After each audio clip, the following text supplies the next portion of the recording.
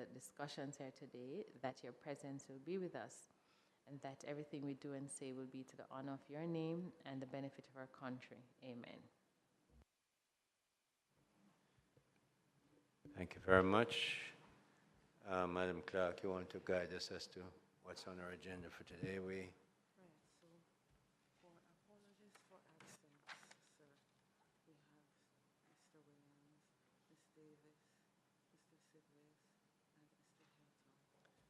All right, we have apologies for absence. MP Donovan Williams, MP Miss Tamika Davis, Mr. Dwight Sibbles, MP, and MP Anthony Hilton. Nonetheless, and Senator Floyd Morris. Nonetheless, we have quorum. Senator Sapphire Longmore confirmed to me that she'll be here shortly. That then takes us to my welcoming remarks, which are short to say. We have been inviting different bodies to speak to us on the issue. Having sat on other joint select committees, I know when there's pressing issue, the place is full. So since we've sent out the notices, publicized it, followed up, and we have the responses we have, we're going to go forward with what we have as we're obliged to do. And so we're going to move quickly then to the confirmation of minutes so we can get to the submissions.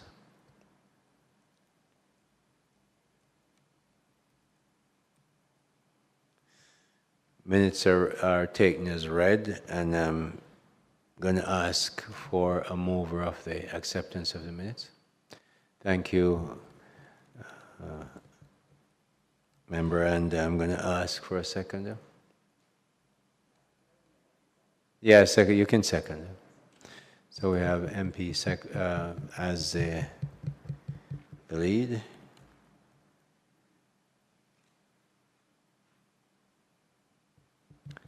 So MP Robinson moves, and Senator Morris Dixon seconded. Yes. Departments, I noted that on page 4 of the minutes, the word debtor... Sorry, identify where you're from again. Oh, Sherry Spence from the Legal Reform Department. Thank you. So on page 4 of the minutes, under section 11, the heading, I believe the word debtor should be creditor. So that's in relation to the first sentence.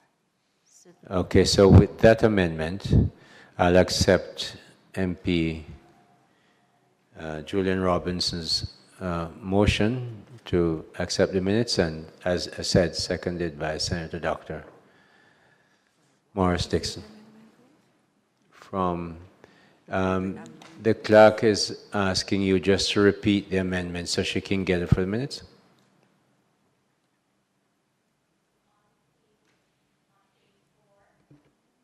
the heading, section 11. Page 4, section 11. The first sentence, where debtor appears, it should be creditor.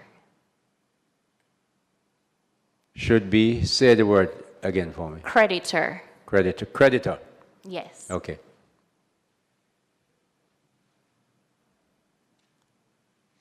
Got it? Okay, we have that.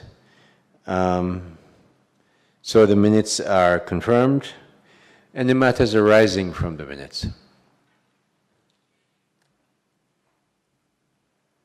No matters, then we're going to move to the presentation of submission on the act by the Jamaica Association for Microfinancing. And who is here to represent that? Good morning, Senator. Simone McVoity from the Jamaica Association for Microfinancing. Welcome, Ms. Simone. Thank you, Good sir. to see you. Good to see you, too. And you have the floor. Oh, okay. Well, I didn't have a formal presentation, but just to confirm what we had actually presented to... Yes, you've written a note to us, yes. Okay. So just to highlight, based on our membership, we have found that there is one, a low usage of the registry, and two, persons are not fully aware of the registry. That is what I have found from my survey amongst my membership, which is a small fraction of the wider microcredit sector. May I just stop you there for a minute? Who manages the registry? The COJ?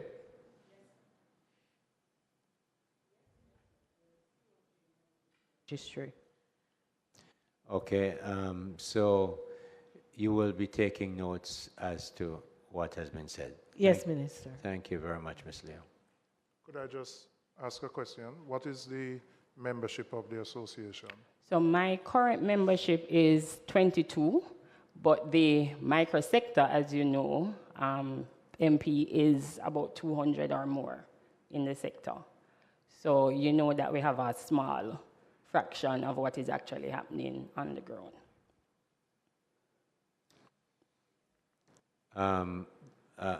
The company's office is taking note of that and will look at working with the ministry,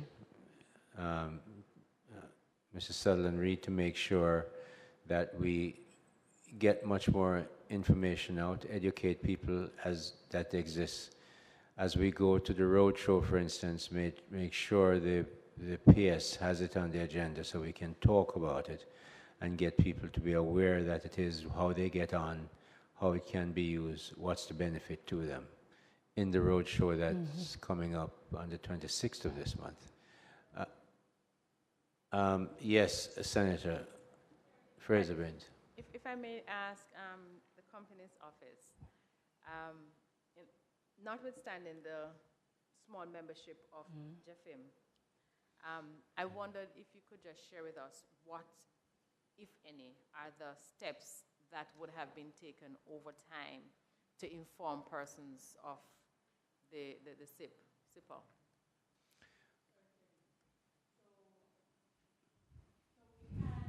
Several public education sessions across Jamaica.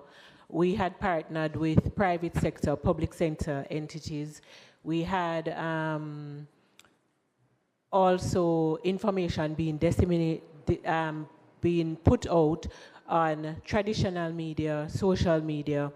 We have engaged this association, the Credit Union League. We've done one-on-one presentations with these associations. We have done several publications. We've partnered with different agencies in terms of public education efforts. We have put out prints in the newspapers. We've partnered with several professional associations and held seminars. This has been ongoing. So since the inception in 2013, we had an intense period when we did that, but we continued the effort. May I ask a follow-up, Chairman? Sure, I don't know, Senator. it's just a follow-up on the PR. In your engagement sessions, what were some, and I know perhaps at some point some of the... It's better?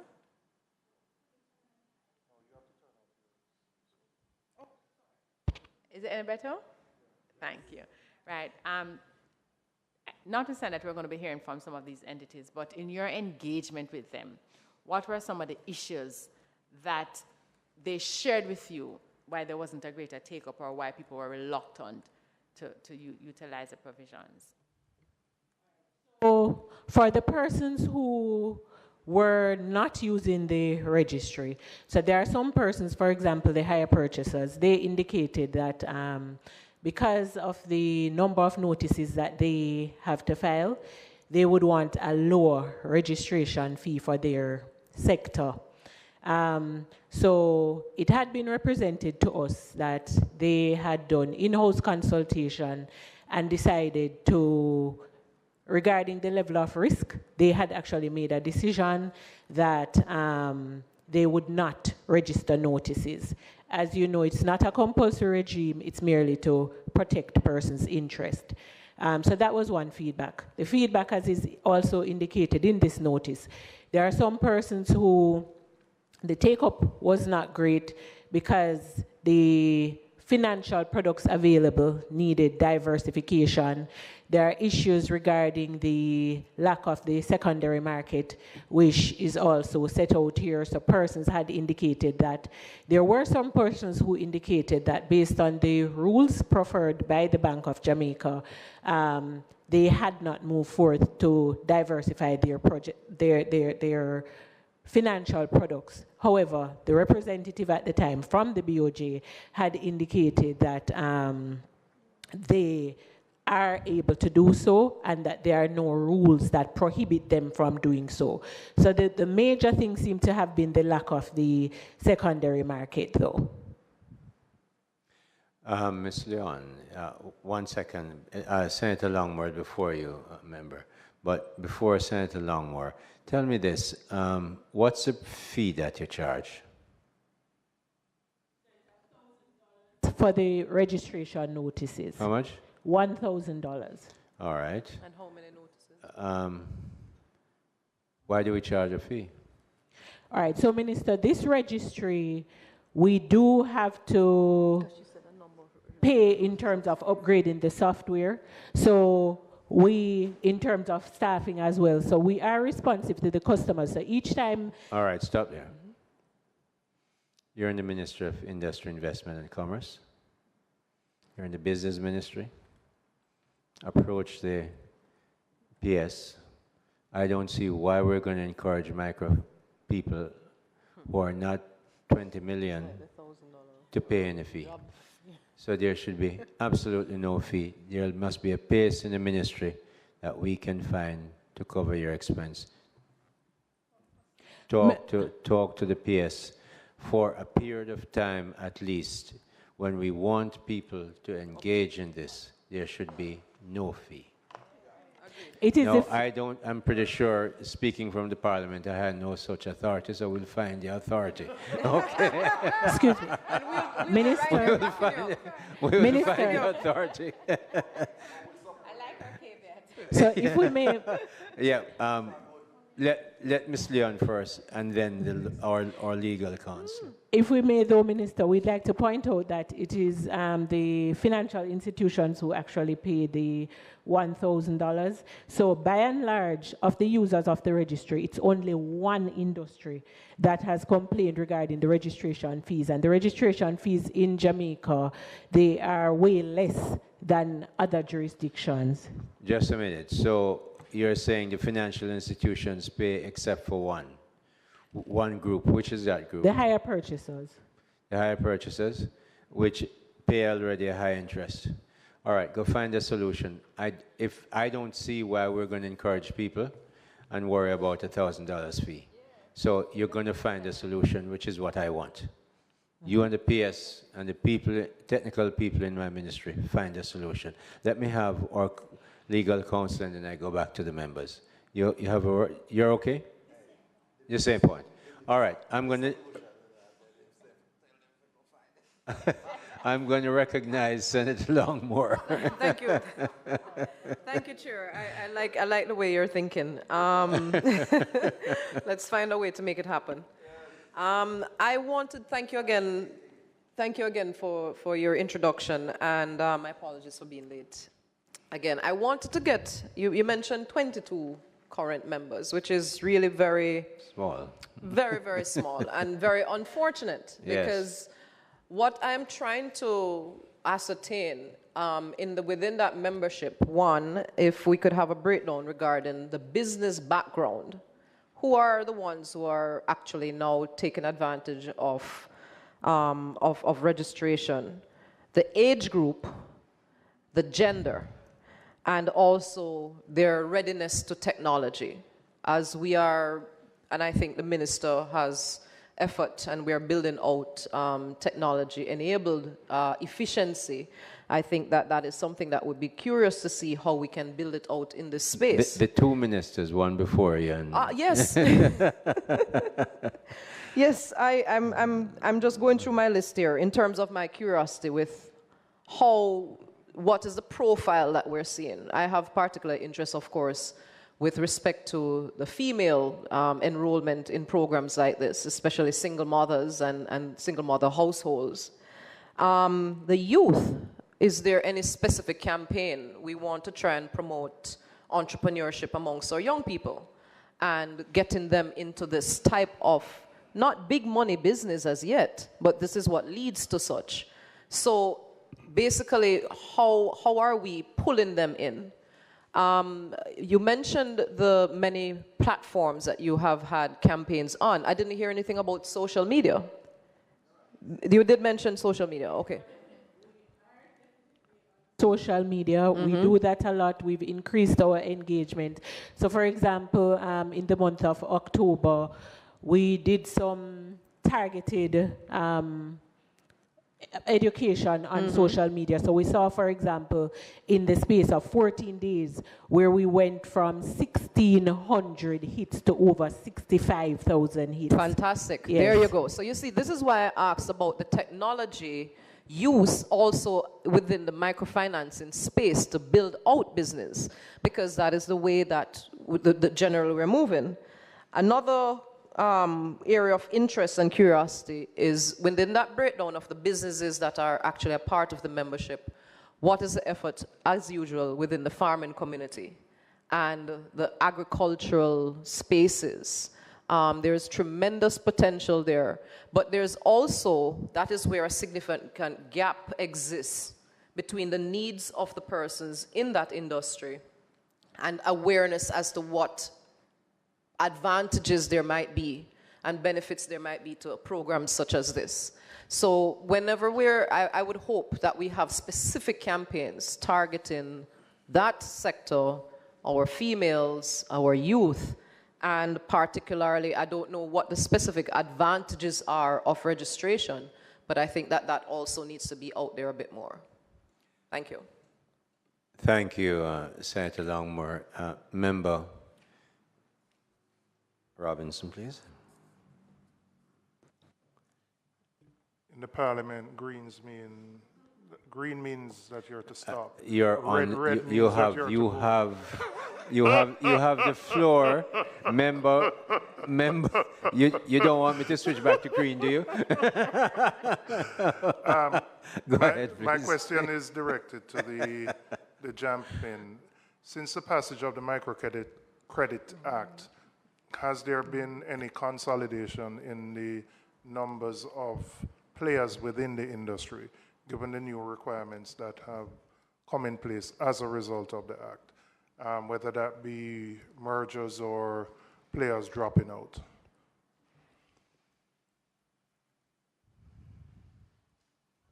So, Member Robinson, there has been few fallout. They have persons now that want to invest, but because of the slow pace of the licensing, it has affected mergers and acquisitions. So you have some people that definitely have not applied any at all and have closed up shop.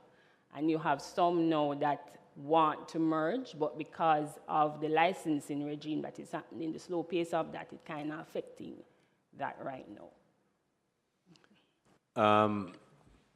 Ms. Leon, what's the issue on the licenses regime that would be a hindrance to mergers?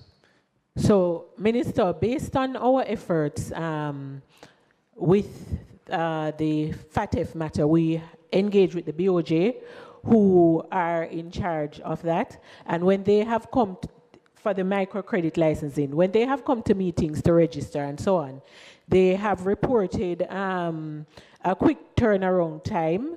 And so that that feedback was what we got from all the official meetings that we have been in.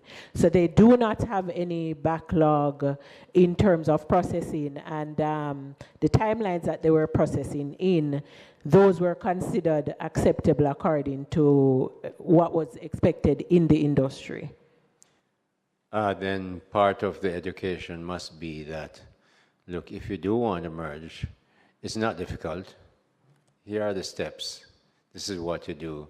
So people become familiar with it and comfortable with it, so that a part of the education is not that we have it and that you can merge, but if you do want to merge, this is how easy it is. What about that? So a disparity between what you are saying about the quick turnaround and what the players in the industry are saying, which is quite opposite. And I don't know where that breakdown is. And it's important to determine what is causing that breakdown. So whereas, so this effort in terms of the registration, the licensing for the microcreditors, that falls under the Ministry of Finance, and the BOJ is responsible for that. So we are reporting as indicated by the BOJ in our meetings with the FATF, but we work very closely with them because we have to register these companies as well. So we will definitely pass on this concern, and we will also get some feedback from them. I'm fully aware that the BOJ has that role to play, but when there are issues, nobody goes to the BOJ. They're going to come to us. They're going to come to the company's office. So I'm expecting you to stay on top of it. And if there are issues with the BOJ that are difficult, and I don't expect that there would be, but there might be, then you push it up through to the PS and myself so we find a remedy for it. Okay? Senator Morris Dixon. Okay, thank you, Chair. I have 4 questions, if I may, and I apologize for missing the last meeting that we had, and they may have been answered, but I didn't see the answers in the minutes, and so I'm just asking. The first one had to do with something in the minutes, which had said that 21,000 debtors had secured loans valued in excess of 11 trillion. When I divide that out, I get 500 and something million per loan, and that doesn't sound right. So I would like you to check those numbers, because when I saw that number, I thought, wow, this is good. But I think you need to look back at that number, and there may be there is probably an error in that number.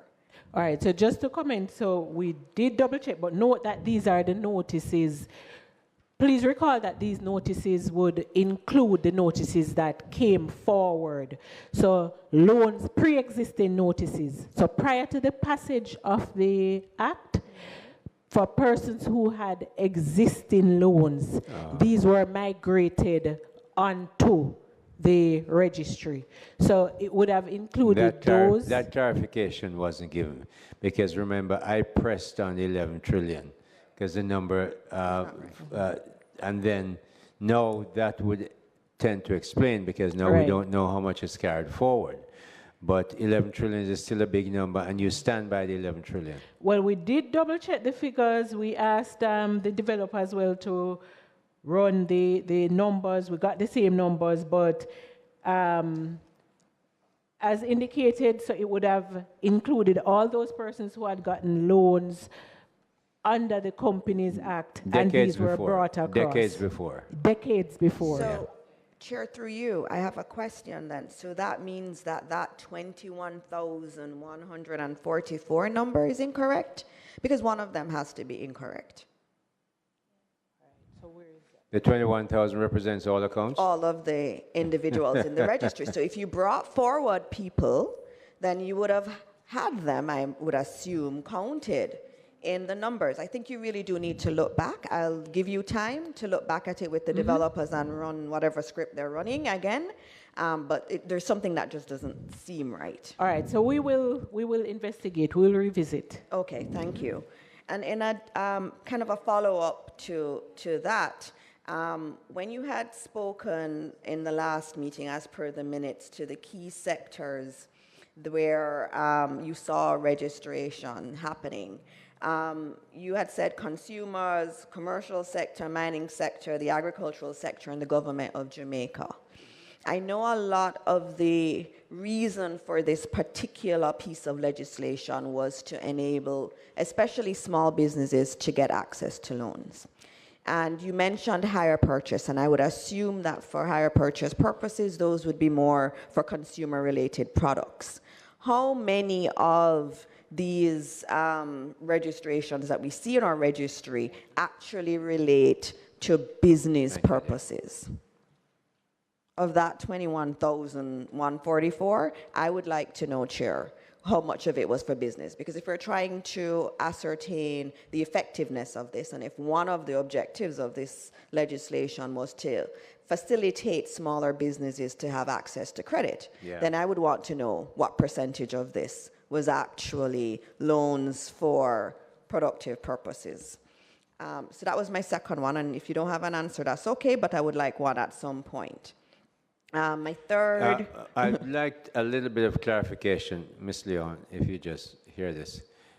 You want to make sure that, just repeat that query form in terms of, especially in terms of productive purposes. Sure, Chair. So in your presentation last week, you had noted the top 5 sectors for which you had sectors that had utilized the registry.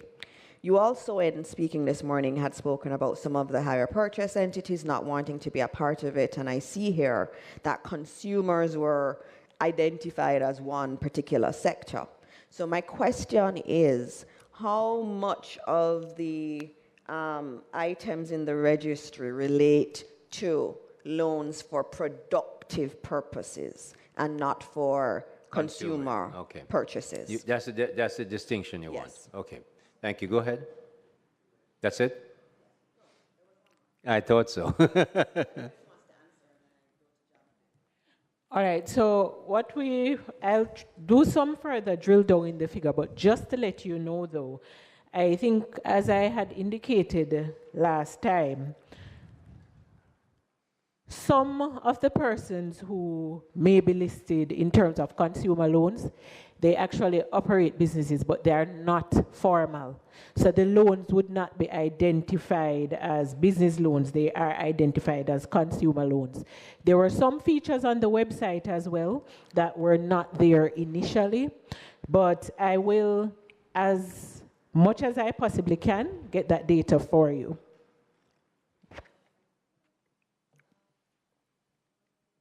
One more question, and I'll ask you this next question, Chair, which is for Companies Office. And I wanted to know, you mentioned BOJ and some issues in relation to BOJ regulations.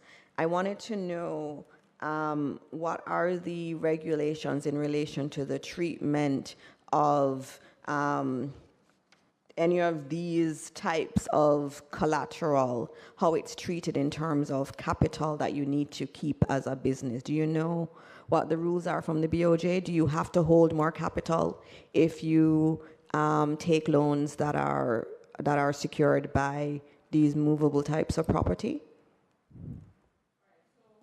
From the feedback that we had in our sessions where the BOJ, their representatives were present, they did indicate that their rules now do not prohibit these types of securities to be used, and that the rules that they had regarding capital requirements, etc., it did not prohibit the financial institutions introducing loan products that would fit within this regime. So that was the feedback. I understand that, and I agree. But I wanted to know, remember that depending on what type of collateral there is, you may be required to hold a particular level of capital. And I want to know, in the BOJ rules, is it a disadvantage to a financial institution to provide a loan that is backed buy this type of collateral? That's really where my question is. They indicated no, but I will Double check. investigate. Double check. Okay, thank you. And that was it for Companies Office. I had one for JAMFIN.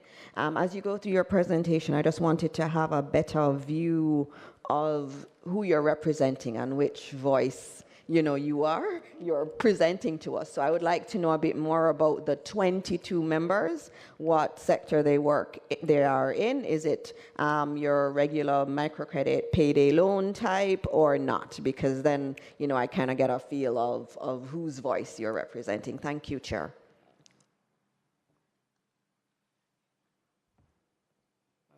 Hi. So our membership has a diverse. So we have some of the larger players that you may be familiar with, like Access, Anish, Chris and Charles. Those are the larger players that have been in the space for 20 to 30 years.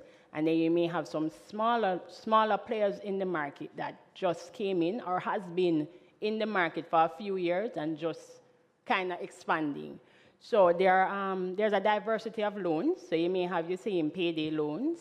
And then you have some that have branched out to different types of loans in terms of consumer products. So you may have emergency loans, back-to-school loans, any form of emergency per se. And then you may have motor vehicle loans, because you have some persons that have expanded to motor vehicle loans as well.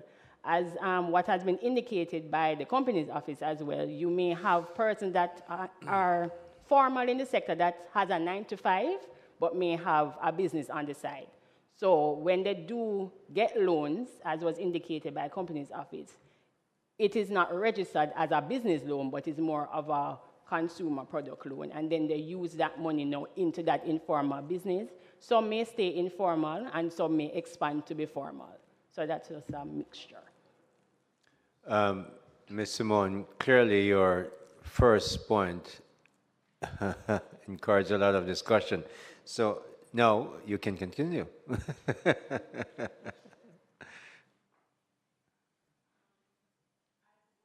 Again, by the Companies Office, what we have also found is that the secondary market for the microcredit sector is really non-existent. As mentioned before, persons that actually use the SIPA, or the NSIP, I should say, are persons that mostly use the cars as collateral. The other small personal movable assets, like a laptop, some may use a laptop, but like furniture, refrigerators, and so forth. Blender, the blender. Right, that for the microcredit sector is non-existent. Reason being, because of the high risk associated with those smaller items. So in terms of storage, in terms of the condition of the item, in terms of the resale value, you may have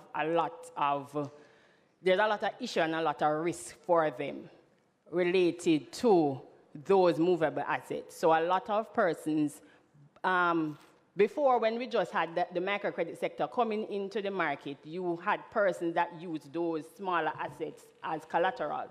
But as the sector developed, and persons were investing more, they moved away from that. So what you find now in the micro sector, that person that actually uses SIPA, they use it just for the motor vehicle to register that their interest in that collateral. And again, just to follow up too, we found too that our culture per se don't really like second-hand items for certain things. So that is why they definitely have moved away from using the SIPA as for the smaller items. So that was my points, if you Senator. think about our culture,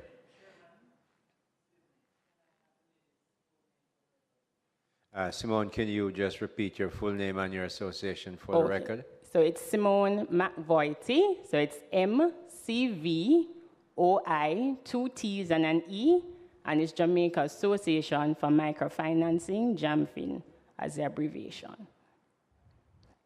Wonderful, thank you. And I was saying culturally, we've seen people will be reluctant to use a blender that somebody else has been using. To go and buy it. You'd buy a laptop, certainly buy a car. You might even buy a washing machine, but the blender gets a little sticky. So, Senator Morris, your answer.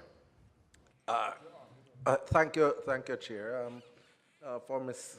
McVoity, I want to find out in terms of the community of persons with disabilities, the use of the facility, and what I would want to find out in terms of their honoring their debts.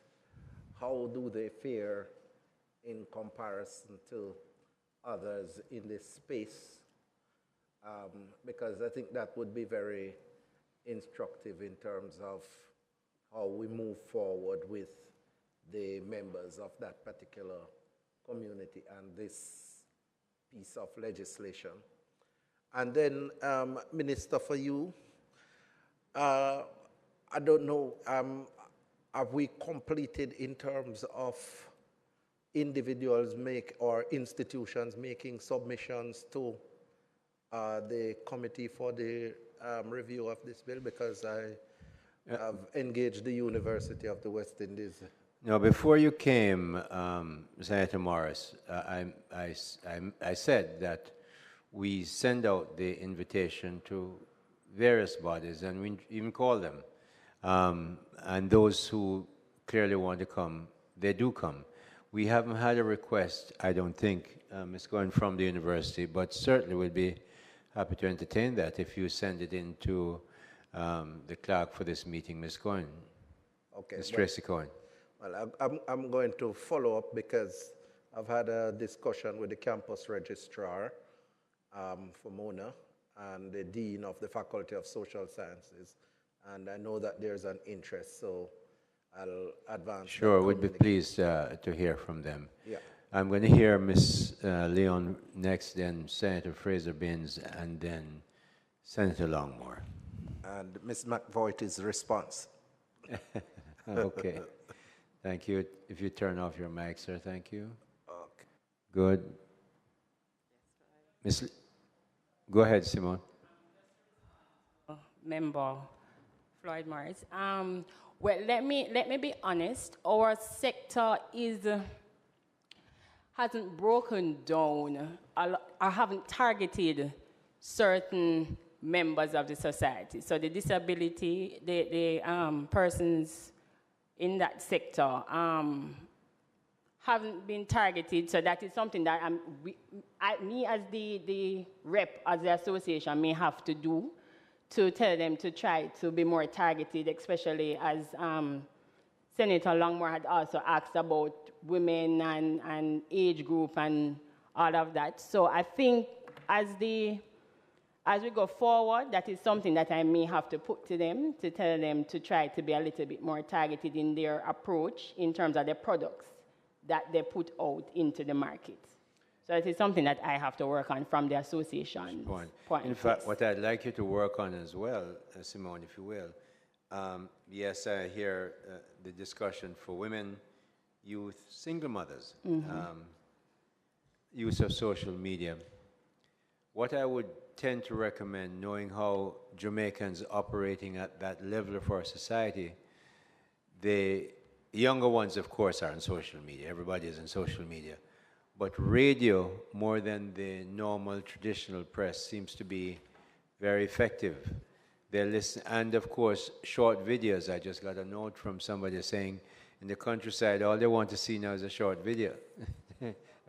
Not even bother with so that gets you back to social media. But I think if you're looking at the traditional farm and so on that Senator Longmore mentioned, many of them still do listen to radio much more than they would read a newspaper or something else. Newspaper will work for somebody else. Ms. Leon.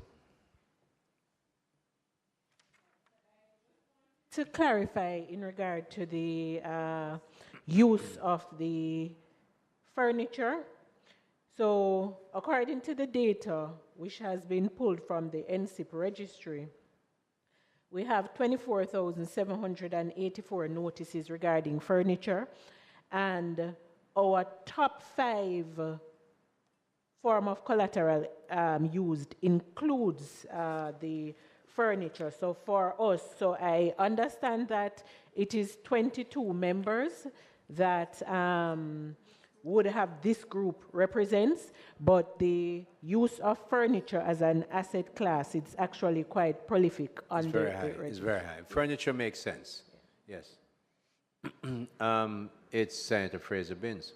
Thank you, Chairman. I have a question for Simone and one for Company's Office. Simone, I know that you only have 22 I know you have 22 members. Are you able to say what is the customer base or give an estimate as to the customer base of your membership? In number of customers and maybe the value of customers, if you have both.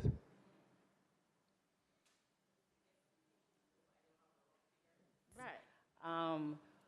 But in terms of probably age group, you may have, say, from starting like 25 to 55, between that age range. No, what I want, and if you don't have it today, you can always send it later. Okay. What I want is, of the 22 members constitute 1,000 customers or 1 million customers. That's what I want to know. What is your customer base in total? If you don't have it, you could send it to us. Yes, because what you may find too is that one customer from Microfinance A is also a customer of Microfinance B, C, E, F, G. Yes. So you're gonna have overlaps. Understood. So it's gonna be hard to disaggregate, but I will definitely try to find a number for you and present it. And the value then, because of the overlapping, would be of great interest to me, of that 22. Thank Senator you, Fraser Chairman. Binns? Right. And the other one, Chairman, is an area of interest to me that has always been an interest, and it has to do with the cultural industry. And I'm not sure if Mrs. Sutherland Reed or Company's Office can help, and perhaps I'm putting you on the spot, but you could always come back to a subsequent meeting with it. But I am very keen to find out the extent to which intellectual property has been used as a collateral, because I notice here the top 5, furniture, securities, fixtures, motor vehicle, which we all expect, but I don't hear anything about intellectual property. I don't hear anything about crops. But I recall, Chairman, and I raise this because I recall when this bill, when the act was being debated in the Joint Select Committee then in 2013, that one of the recurring things, and Tony is not here, sorry, MP Hilton is not here, but one of the things that he spoke about and found favor with me, given my area, is how this could transform the cultural industries. And we know the evidence is clear how the investment in the cultural industry can transform the country. And subsequent to the implementation of the act, I spoke with some persons to find out how it was being used. And at the time, there was really and I don't want to say reluctance, but there was a slow taking up or there was a lack of interest, so to speak, in utilizing intellectual property as a collateral. And if your studies, well, when you come back with that information, Ms. Leon, if you don't have it, I would love to know the extent to which it has been used. And I would also want to recommend, Chairman, for your ministry, that specific effort be placed in targeting our stakeholders, the banks, the MFAs, to encourage them to utilize this, as well as practitioners within the cultural industries, because it's one thing to say, yes, the banks will use it, but our practitioners also have to know that it can be used. And part of this is going to call for a multi-ministerial approach, because we're also going to have to ensure that our cultural practitioners understand the importance of intellectual property and copyright and patent and everything that falls within the realm of intellectual property, so they can protect that asset, which they can then use to develop themselves and their business. So, Chairman, I just want to put a plug in there for that as something that you could do more of. And certainly, I look forward to getting the information from you, Ms. Leon, in terms of how we've been using intellectual property? I can assure you that JIPO has been working because a lot of the work has to come from JIPO, where you have the registration of the property or the use that you're making of the service and the education, but you have to work closely with JIPO because unless JIPO does the registration, the banks, financial institutions won't be able to use it. So a lot of what you have to do is work with culture, and Mrs. Sutherland Reed, that will mean our ministry working with the Ministry of Culture to say, get your artists who are by nature not bent on getting this kind of registration done, because it's not what they normally do, but that's what gives the value. So it's work across ministries, across MDAs to make sure this is done. But I think the lead has to come from you and JIPO. Ms. Leon, you want to comment before I bring in Senator Longmore? So I have one more question or three questions. You want her, maybe she wants to make a quick comment and then you have. Could I just quickly respond? So in regard to agricultural equipment and products, we've had for agricultural equipment 220 notices, for agricultural products 238, for intellectual property 370 notices. What we want to say, the issue regarding the agricultural products, it's a wider issue based on the stakeholders that we have interacted with. And regarding the equipment, it's in regard to creating that secondary market, which is not limited to Jamaica, but those things are being addressed. In regard to intellectual property, as Minister indicated, JIPO, they have started the effort. They have brought in consultants regarding valuation of the intellectual property because that was a major issue. So that effort is ongoing. We have partnered with JIPO. We have looked into other jurisdictions and we have seen the kind of products. I'm happy that you raised the issue in terms of, the professionals, the practitioners, because we've seen that in other jurisdictions, these persons, they have been the drivers. So in partnering with JIPO, we did investigate, we did show the kind of products that they have been using. So yes, we'll be doing more of that in terms of with the ministry through public education. And work with culture. And we Ministry of Culture. We have been doing that too. So we've been participating in several sessions where creatives and so on are involved, and we have been indicating the value in terms of intellectual property and otherwise. So we will be doing more of that. Mm-hmm. Thank you, Chairman. Just a follow-up, the 370 that you mentioned, this is for what period? From 2013 to 2023? Yes. 10 year. Yes, so regrettably, yes. Okay, no, I just want to know. The final question, thanks for that, Ms. Neon. Chairman, on page 3 of the minutes, the key sectors that utilize the service, and we have the consumers, commercial, mining, agriculture, and the government of Jamaica. Now, I want to know the percentage of the usage of the government of Jamaica and the type of collateral that is used. I'm curious because of the aim and intent, so I just want to find out. Is it the motor vehicle? So, two things.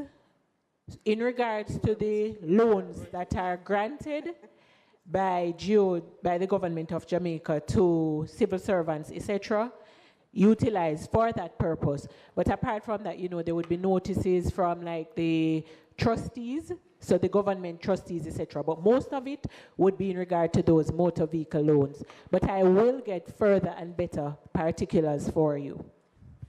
Thank you, and not throwing shade on the government or anything at all, but I just want to go back to the intent and the purpose of the act. If when you're getting the percentage, if you could also share with us the percentage for the other groups as well, I think that may help us. Thank you. Senator Longmore. Thank you, Chair. All right. So I was a little bit.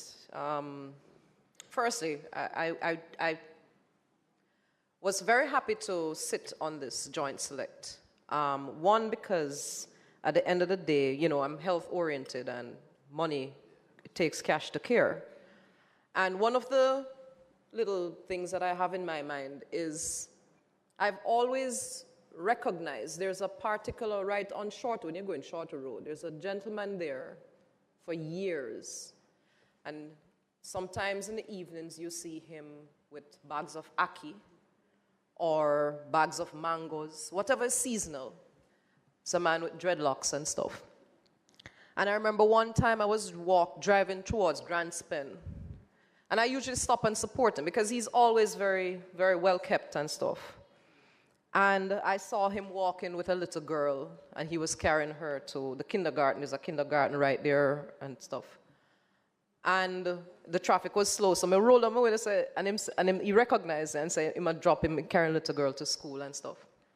And I always admired that type of individual in the Jamaican space. We have a lot of vendors, a lot of persons who are pushing through. They have the choice where they can beg, or they can steal, or they can borrow. But as a business owner, and a successful business owner, you recognize the value of the individual's mindset towards the discipline of the work that they're in, and the choice to be honest. And I think when we look on our streets and the roadways and the pavements, and we see entrepreneurs, small, struggling entrepreneurs, day in, day out, they are there. When I got the opportunity to sit on this, I was hoping that somehow those are the people that we can especially help. We have seen stories where these persons have sent their children to school, to high school, to university, based on the income, the very meager income that they generate there. And I related to this discussion now, because I'm hearing a lot of uptake for the purchase of expenditure for the consumer items. As I said, I'm not business minded, so I am trying to understand how we can create an act that enables those persons who have the inherent mindset for industry and for building out business and making it linkable to them. So in my ignorance, I say, you know what? Let me go on your website, to try and look at the About Us. What really is Jamfin and so forth about? So when I go, the website isn't functional. It's not, the pages are coming up, but they're flashing. So even the one to say register now, and my phone is a good phone, so it's not the phone, right? And I'm just bringing this level of, because here it is, amazing amount of persons who watch these sit-ins. Yes. In this moment, you could have someone who is saying, wait, I never know about this thing, I wonder if I can. Register. And here it is, and they're not able to. So I am imploring you, as I said, I took the opportunity to try as best I can to enable those people who have the inherent desire to work an honest living, who go out there on the pavements with their little stalls and so forth. Those people already have the principle of commitment to an honest living. And as best we can, we have to make sure that they're able to access the services that we're hoping to offer. So please, if we can, I would love to be able to just go on the website and learn more about what is available. And I just wanted to bring that to our attention. Thank you. Thank you very much. May I respond, Chair? Sure, Simone.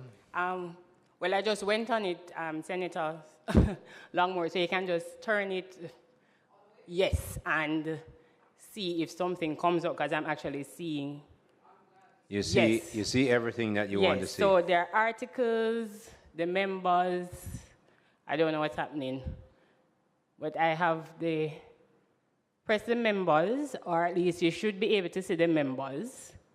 Scroll up a little bit, nothing, because mine is coming up, so I'm not sure. I don't know. Yeah. But I would definitely ask my IT person to look and see what is happening. But just to follow up on what you were saying, that is why the microcredit sector was developed, because of the same informal persons that have been struggling and unable to get that bank loan from the formal sector, which is the bank sector. Mm.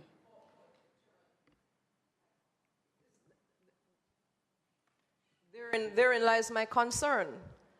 That you can go out between here and up the top of Duke Street. I'm sure you'll probably find 20 of said members or possible potential persons who could benefit.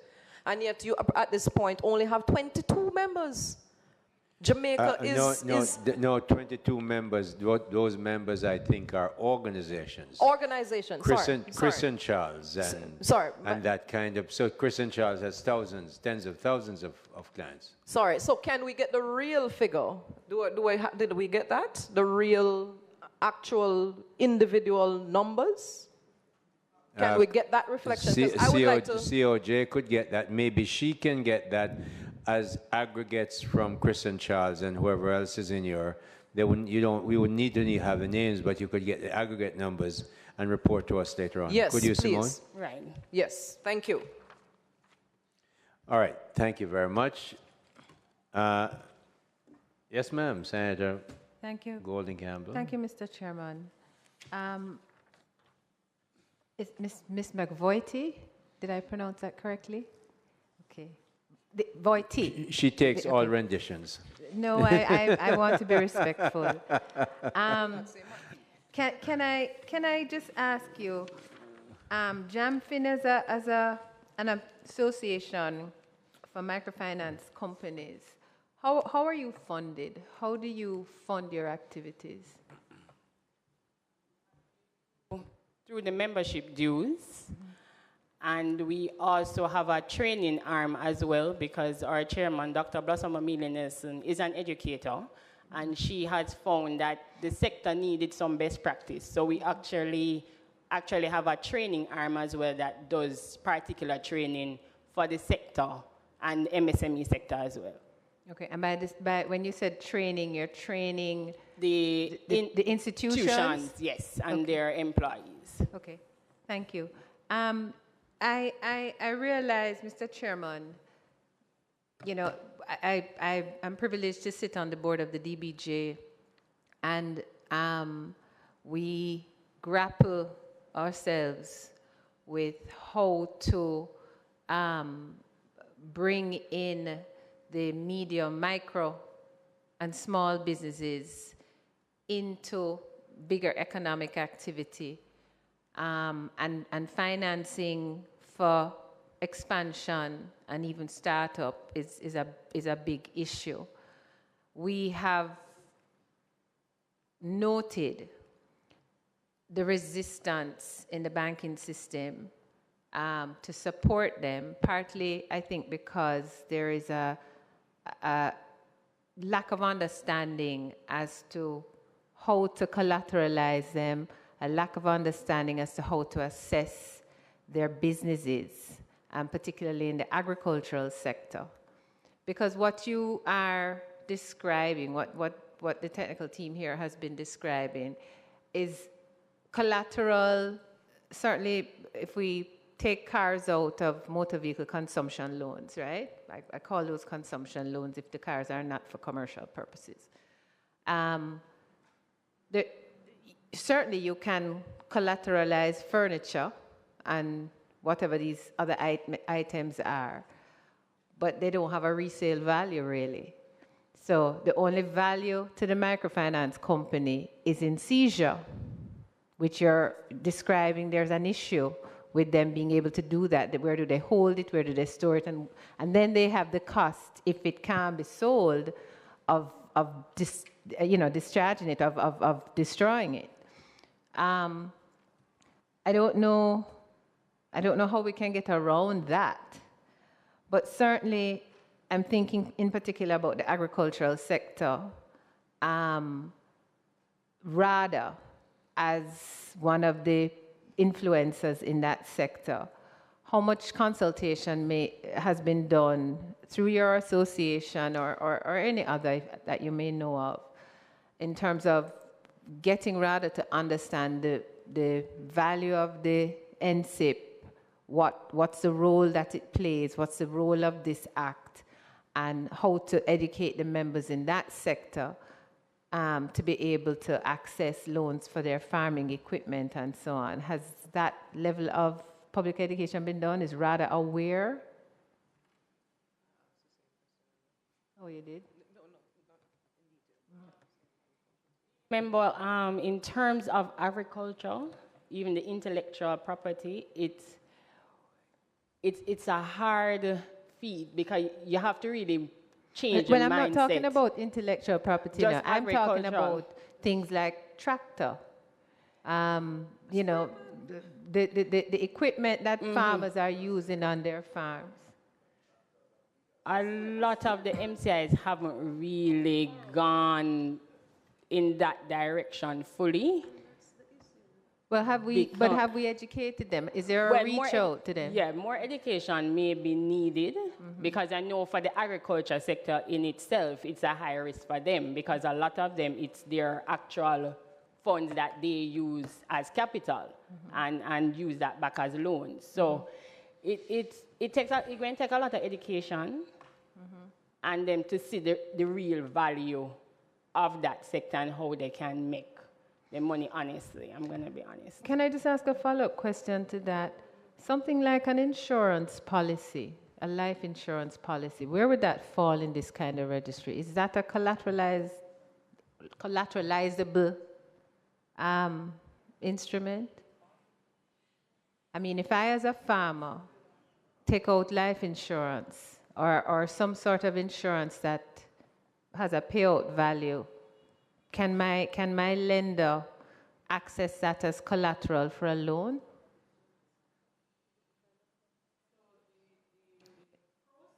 Yeah, is it defined as personal property, Senator? Yeah, I agree. From the policy, that would be able to be used as collateral. But the proceeds, of course, would be time bound, eh? So I'm just wondering, are we looking in our public education? Are we looking at how do we make this really practical for the players on the ground? Because as a farmer, I might have a tractor, I might not. This might be something I rent. But if I am able to take out an instrument on my life, for example, a term insurance or whatever it is, how can the NSIP facilitate me using that instrument to further my business, my commercial entity? All right, so apart from the fact that the lenders, the secured creditors, they would do whatever assessment in regard to the collateral. Yeah. But in doing our public education, we normally try to break it down to say these are the various classes of personal property that can be utilized, and this is how it can be utilized. So that is something that we have been doing. We can investigate further, because what we've done is look at other jurisdictions and look at the comparable provisions, what type of loan products they have and how they have been used.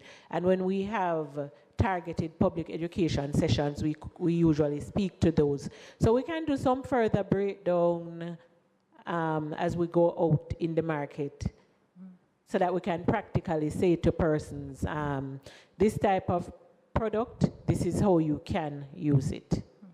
And I made this further comment because I was very happy when this act came into force. But I am hearing a report of insufficient use by the people who were mainly considered in this, who are engaged in commercial enterprise. So I just urge us not to just rest on the success of passage of the Act, but to really aggressively look at how we can make the provisions in the Act practical for the small and micro businesses on the ground who have the biggest capacity for growth because of their size and activity. My last question, Mr. Chairman, with your indulgence, is about the legal construct of the debtors who are seeking financing, who would, for whom the microfinance institutions would utilize the registry. Quite often, even in agriculture, I'm going to use agriculture as the example, farmers are operating in their sole proprietor, not even sole proprietor, they're just operating without any kind of legal entity. Is there any value in terms of generating the kind of activity you want to see in terms of usage of the registry? Is there any value in also adding to your education campaign an exercise that helps them to, whether they're going to register a business or incorporate a company, that then allows them to move into a place of having financial statements, of doing that kind of work that would make the microfinance institutions consider them more attractive as borrowers? So if I may, so as a part of what the Companies Office of Jamaica, what we normally do, when we do our public education, we examine the type of entities that we have, which ones are more suited to do what, the benefits of formalization. In looking at the benefits of formalization, one of the things that we examine is improving and increasing access to credit. We work with other sister agencies, for example, in the ministry and private sector players who seek to develop the capacity of these small businesses. So we work with some persons who deal with incubation of the businesses. So they're instructing persons in regard to record keeping, etc. JBDC, who handholds entity from before they even register. Our own ministry, we have a roadshow now, and as you would have heard Minister mention, we will make presentations. In fact, there is a roundtable discussion for the next roadshow that we have this month, which will be dealing with formalizing your business and the benefits to be had from that.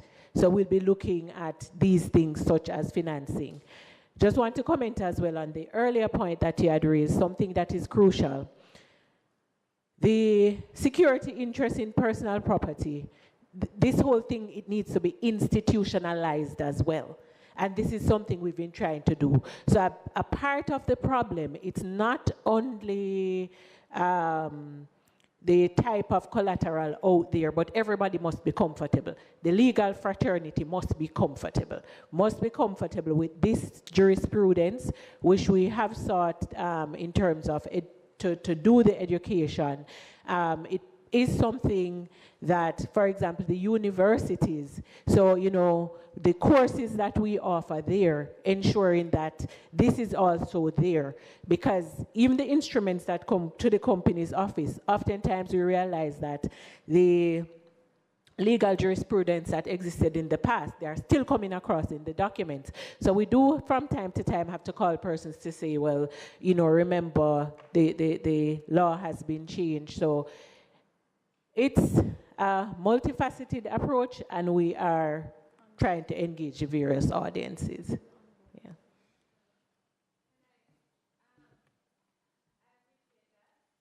Thank you for that. I would encourage you, if you haven't, I know the JBDC does a lot of work with the DBJ.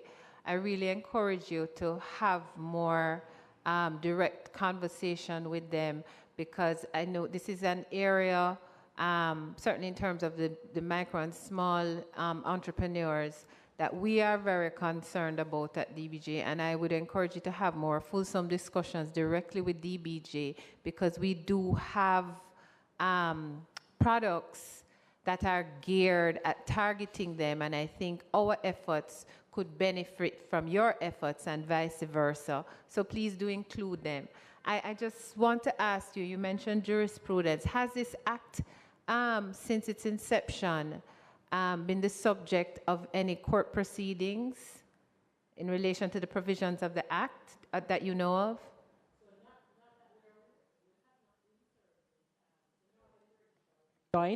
Joined rather in certain proceedings. So we have not received any legal documents regarding so this it act. hasn't been challenged to your knowledge? No, and just want to indicate that we do work very closely with DBJ, because they are one of the first entities who really embraced this legislation. So JBDC and DBJ, we do work very closely with them. But of course, we have much more that we need to do, and we'll be working even closer. And I commend you too, and I must say generally to the ministry, I just think this roadshow concept that you have been rolling out is fantastic, and the idea of going to the entrepreneurs who often don't know where to go or how to get there is phenomenal, and I really wish you all the success. I'm looking forward to seeing the results that come from those roadshows. I can think of our voucher program, which may not be in operation now, but maybe beginning again in soon to come. Might be one of those programs that would be helpful in your roadshow rollout. So mention that and have more discussions with the DBJ on that. Thank you, Mr. Chairman, for your indulgence. Thank you, Senator Golden Campbell. And it looks like, Simone, you're on to number 3. Oh, you keep your mics though. I see Senator Longmore and then Senator Fraser-Binns before you move on. Yeah. Thank you, Chair. Sorry, I don't want to seem as if I'm belaboring the point, but this message that Senator Golden Campbell raised in terms of the RADA interaction and my previous inquisition regarding the farming community, I think I heard you made a comment to the effect of that sector tends either not to be the most productive, I think. Lucrative, sorry, correct, yes. Thank you, right. And that's why I said, you know what, I think we need to take the opportunity to spend the time to recognize the very significant importance of this sector. As we are looking and facing issues such as food security, as we recognize the need for, when you develop rural Jamaica, you develop Jamaica. And at the end of the day, well, I am very particular, personally tied to it, because I grew up on a farm, not a small farm, admittedly, but I know the issues of especially the small farmers who all they have is a weed whacker, not a tractor, a weed whacker, or a spray pan, or that's all they need to propel their industry.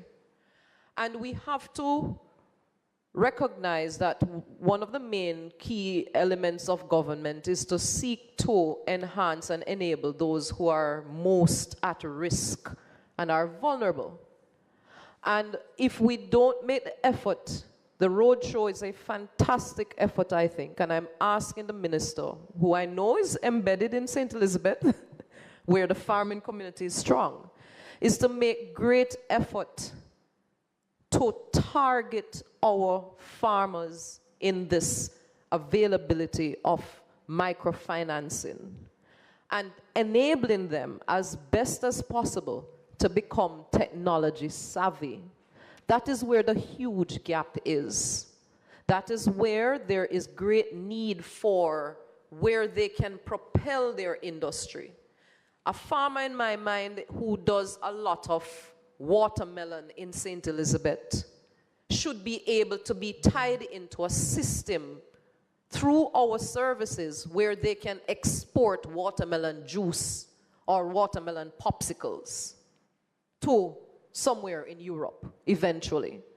That is what I think is potentially possible. And we have to try to enable, as I said, as we are going, the world is going through all sorts of crazy things right now. We have to develop each individual member who is able to tap into that food security for Jamaica, make it easier for them to do so. Thank you, Chair. I'm so appreciative of the entree that you and Senator Golden Campbell have given me. I'm not sure your members are going to be appreciative when I'm here for another half an hour to tell you about it, but here we go. State of the nation. State of the nation. Next No, but Member Robinson, just very quickly, just to say that we did start the roadshow in September in Mandeville, and therefore we didn't start in Kingston, we didn't start in Montego Bay. We started in Mandeville. We had all the 20 agencies of the ministry there, JBDC, JIPO, everybody was there because we know these people are not going to know JIPO office. They don't know what it is. They're not going to know bank. When I used to run the bank, they don't come to the bank. So I decided I'd take the ministry to them. And all the people from St. Elizabeth came up. I was there. I spent the whole time. I'm going to be there for every one of them. IDB was there. Exim Bank was there, DBJ was there, so we had a discussion going. I would love to see the Jamfin coming there as well. You can talk to the ministry, we'd be happy to have you there and see what it is. Mrs. Sutherland Reed or Ms. Leon can tell you when the roadshow is. She will be there, so they can know what happens. And so we go from there. I think we go to, the next one is after, I think we go to Montego Bay. We go to Montego Bay on the 26th of this month. November 1st is in Oteres, not Oteres, Draxhall actually, in St. Anne. And then we end up in Kingston on November 26th for this year. Then we keep rolling it out. So because we really do realize that the microfinance people are sometimes even afraid, wary to get into these places. So we're taking it to them. And yes, we're making sure that farmers can have access to this. And it would be good if Jamfin would recommend to some of their members that this is a place that you should be. We're giving you a platform. IDB is working with us to fund it. DBJ is. We have other corporate funders, big corporate funders, so they don't have to, we sponsor them. So come on down, and really the price is right. So, Senator Longmore. Chair, I just want to underscore, because what triggered me was the opinion that that sector isn't lucrative. The effort is to ensure our farmers become lucrative. You know, I know the sector very well. What happens is the variability of it. And they translate that into not being lucrative. But when it is lucrative, when the season is right and they get it, it's very lucrative. So we really do want to make sure that financiers will have to find a way to even that out or lend on a seasonal basis, which is what they do in other countries. That's something we have to learn. But it's Senator Fraser-Brin-Stern and then Dr. Morris Dixon. I will not be too long. Just two quick questions. One, and they're at Ms. Leon again. Ms. Leon, I'm putting on the spot again. If you could just briefly walk us, not just us in here, but to the public that's watching, the process, if you can, from when somebody enters the creditor's business to the back end, what happens? If you could just walk us through that quickly. And secondly, I know you may not have it right now, but if you can provide at the next meeting some information regarding the number of collateral that has been called upon. I think that's the term that is used. So persons have not honored the agreement, and so you've had to call upon the loan. if you could just provide us with that information if you have it at the next meeting. A request. So regrettably, when persons do not honor the loan, that information does not come to us. It goes to JAMFIN and their members. It would go to JAMFIN and their members because they're the lenders. You have to talk to Ms. Simone, might be able to ask her members to give you some aggregate numbers because they wouldn't want to release individual numbers. Ms. Simone, please. The reason I'm asking, Chairman, is because I want us to understand the reason behind the failures, so to speak, yes, and whether in amending this piece of legislation there's anything that we need to do can find a to fix. ensure we reduce the number of persons whose loans have been called upon. So what I can say in regard to that latter point, when the ministry and the COJ, when we had done our joint presentation in regard to proposed amendments, what we have done is where there is, in terms of realizing the debt, where there are certain types of collateral that do not require the intervention of the court.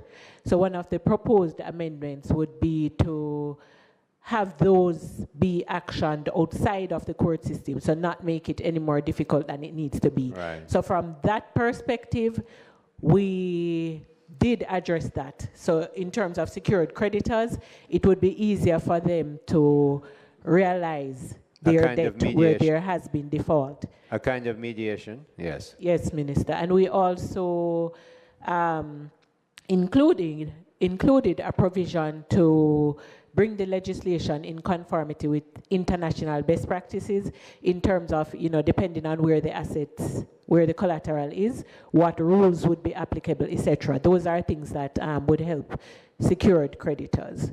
Now, on the first question, so this legislation allows persons to put a notice on the registry even before the loan has been disbursed. But the practice locally is that the registration notice is not entered on the registry until after disbursement.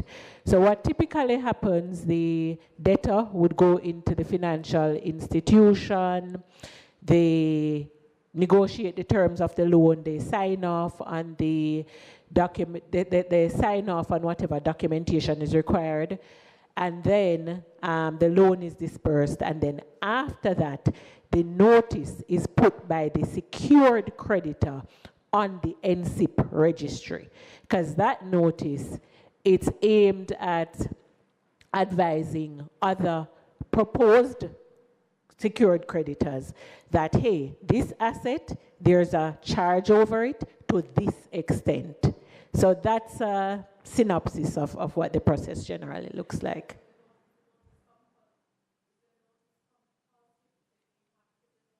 Mentioned earlier about one of them is optional, which there is a filing and there's a notice. You could just explain. So at this point in time, the regime, it does not mandate anybody to say, you must put your notice on the NSIP registry, because it's really to protect you.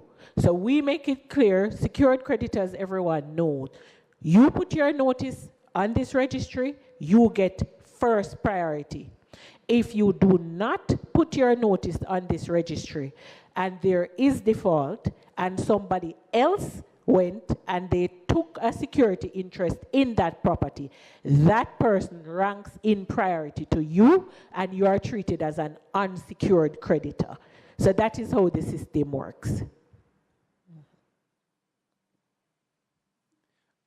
Simone, did you have a comment on what Senator Fraser-Binns had asked?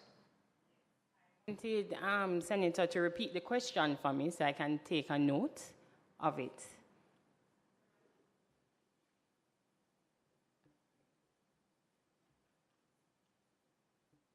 No, I wouldn't want to put words in your Okay. mouth, Senator. I was asking if you can provide us with just some approximate numbers to the number of persons or the number of loans that have gone into default. Oh.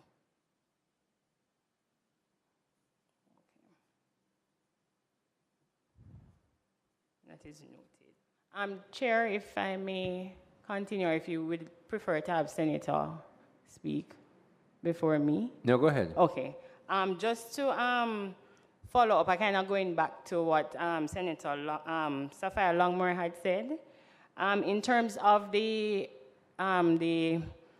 agricultural loans, I am not, let me clarify that some entities may assist with agricultural loans in terms of equipment. So we have some entities may do purchase order financing, you have receivable financing and so forth. So I won't say in general that they have closed off entirely on agriculture. So if somebody may need some form of equipment, they would assist them in that purpose.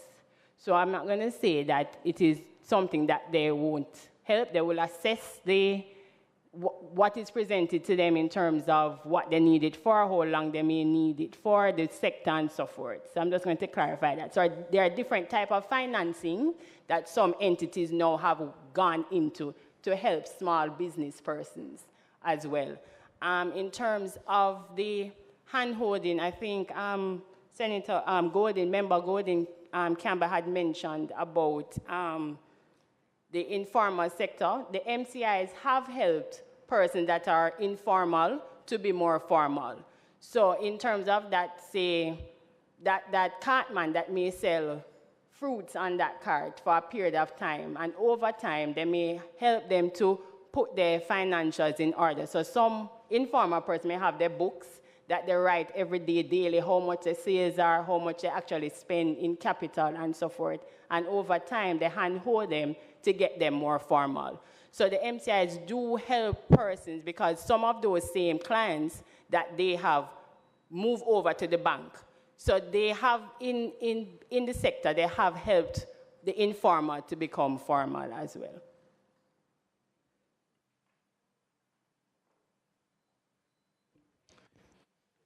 Thank you, Chair. Senator Morris Dixon. Thank you, Chair. And I can't hear a conversation around agriculture and loans and stuff like that and not chime in a bit.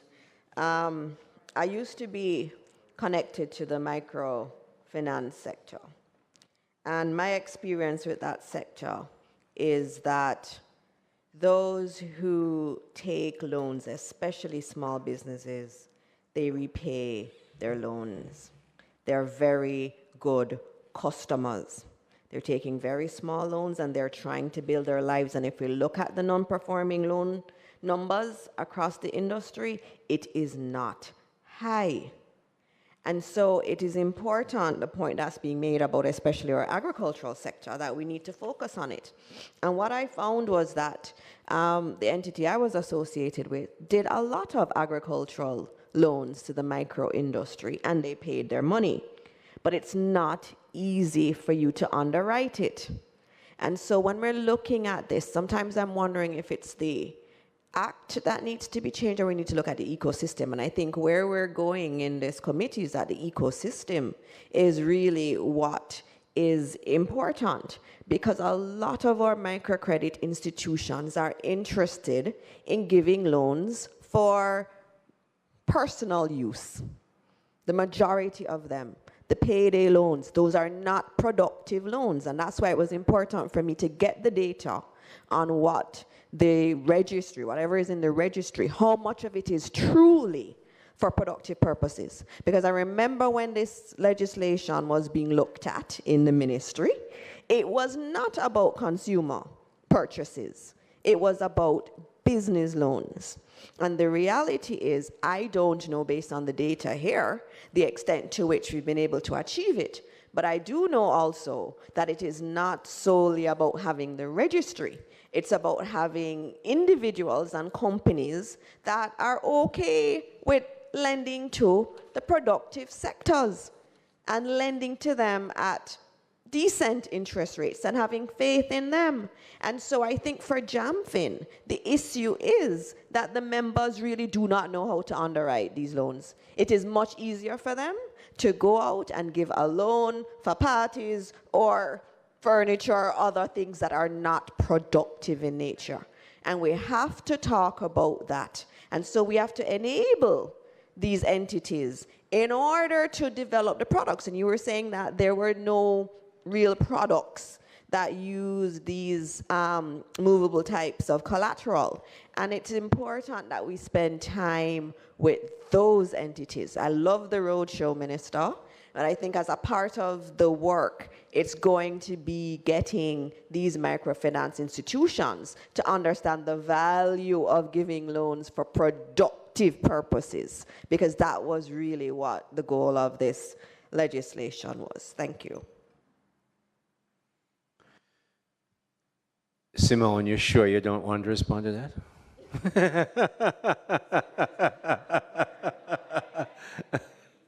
It needs to be changed because, as Senator said, it is easier to write a loan for a consumer product. But it takes a lot of analysis and it's a lot of hand-holding and it's a lot more to write a business. But they are open. It's just a lot of hand-holding and to change the mindset. So I definitely agree.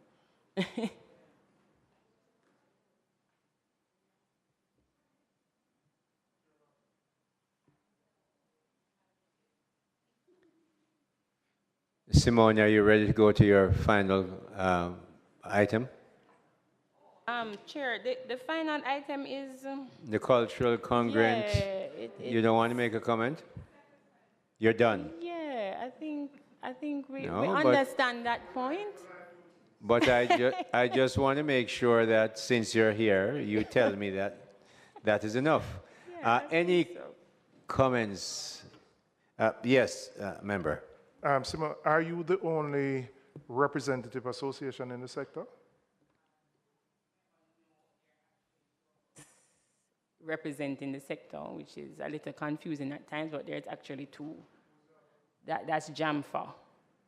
So you have FIN and there is a FA. Yes. Go again. Go again. Oh, that is Jamaica Microfinancing Association. Yes.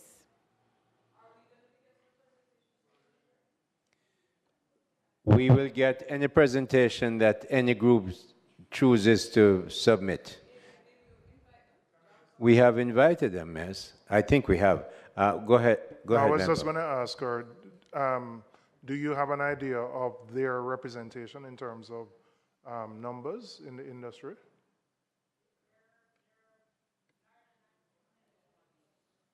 We're approximately 30. I'm not too sure, but they're a little larger than us. But still small in terms of the number of players in the market as well. Go again. Yeah, it's not associated with any one of us. But we still reach out because we're trying to get them in the association because it's better to be a part of a group than to stand by yourself. You know? Ms. Coyne, did we invite that other group? We can invite and should that other group to come and address us as well. Any other comments or questions? If not, I'm going to accept Senator Fraser Binns' motion to terminate this meeting, seconded by Senator Longmore, who's right next to her.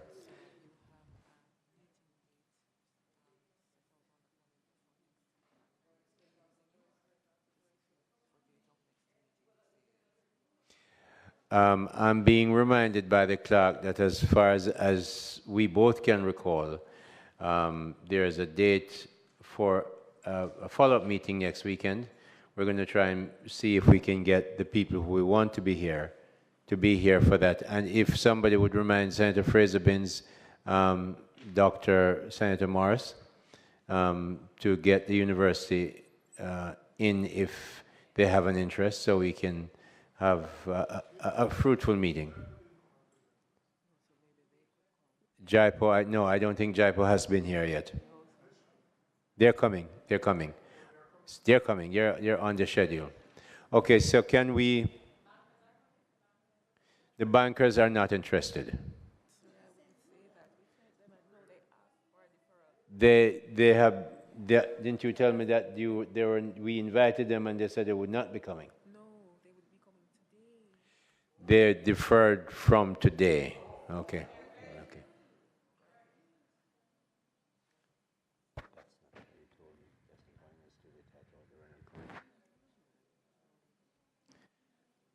All right. We seem then, there's a motion to terminate this meeting till another day. Thank you so much for coming, and I appreciate your participation. You will announce. You will.